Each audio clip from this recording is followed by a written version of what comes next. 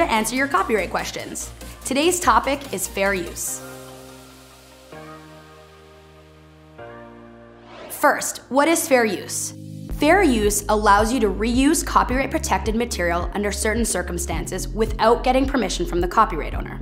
Fair use is an exception to copyright law and is not determined by YouTube. Let me say that again. YouTube does not decide what is fair use and what isn't. Only the court can do that. What counts as fair use? Different countries have different rules about when it's okay to use material without the copyright owner's permission. In some countries, it's not even called fair use. For example, in the UK, it's referred to as fair dealing.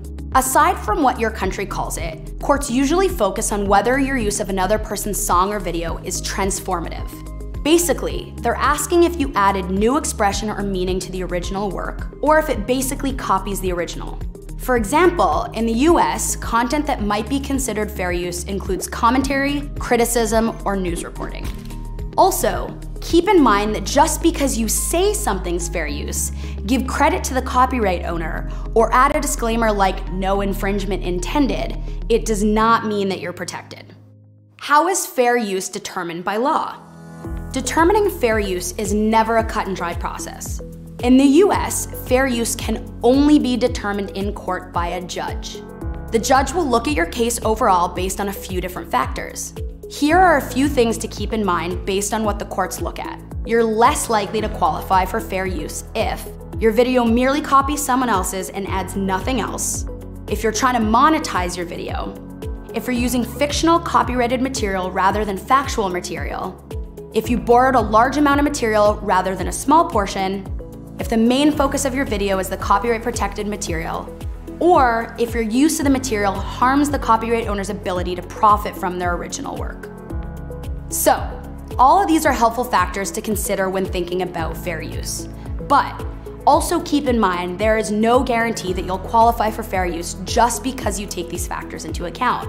For example, just because you don't monetize your video, or if you only use a small portion of the copyrighted material, that does not mean you automatically qualify for fair use.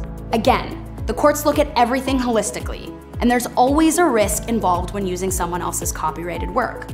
Think carefully about all of these factors and get legal advice if needed.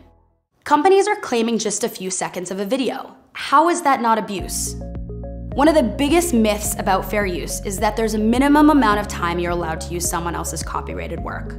But despite what some people may think, there is no duration which you can use someone else's content that is automatically protected under fair use. In fact, courts have rejected fair use arguments for songs that only sample a few seconds of someone else's work. So if you're using any amount of content that you don't own, even a few seconds, you're taking a risk of receiving a claim or a takedown. You have the right to argue fair use, but only courts, not YouTube, can ultimately decide whether the use of someone else's content is protected under fair use. Because of this, our approach has been to empower creators to remove claimed content whenever possible if they feel that it isn't adding significant value to their video. That's why we've built tools to help you easily identify the content being claimed in your video and remove or swap out claimed music with copyright-safe tracks from the free YouTube audio library. We're also now requiring claimants to add timestamps to these claims so you know exactly which piece of your video is being claimed. We've also updated our editing tools so that when you remove the content manually claimed in your video, the claim is automatically released, restoring monetization to your video if you were previously monetizing. Why does my content, which is clearly fair use, keep getting claimed by Content ID? Automated systems like Content ID can't determine fair use, which is a subjective, case-by-case decision that can only be made by a court. While YouTube can't arbitrate fair use disputes, and automated systems like Content ID can account for fair use, this doesn't mean that fair use can't exist on YouTube. If you're a creator, you should avoid relying on fair use unless you understand how the rules work and you're prepared to defend your position through the Content ID dispute process and potentially the counter notification process. This forces the claimant to withdraw or to file a lawsuit. This isn't a decision that should be taken lightly or without legal advice, but it is the most powerful step you can take if you want to pursue a fair use defense and will force the most thoughtful review from the claimant. And that's it for fair use. Check out more info